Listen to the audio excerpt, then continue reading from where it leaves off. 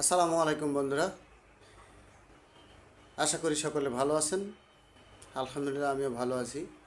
তো স্ক্রিনে একটা ছবি দেখছেন, ছবিটা নামাজের চিত্রকে নিয়ে ফাজলামি করা। তো আসলে কিছু বলার আগে আগে ভিডিওটা দেখে আসি, তারপরে কথা বলবো।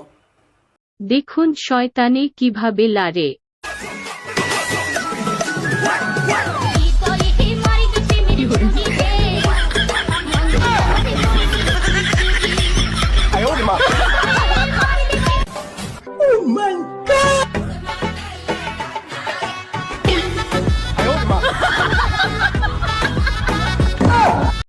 এটা কোন ধরনের ফাজলামি?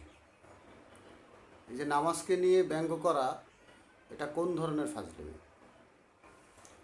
এখন আমি আমার মুসলমান ভাইদের কাছে ভিডিওটা আপলোড করলাম মুসলমানদের উদ্দেশ্যে।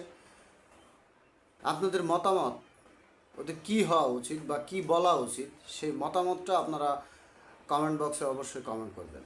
আমি কিছু বলতে চাচ্ছি না, আপনারা বলেন।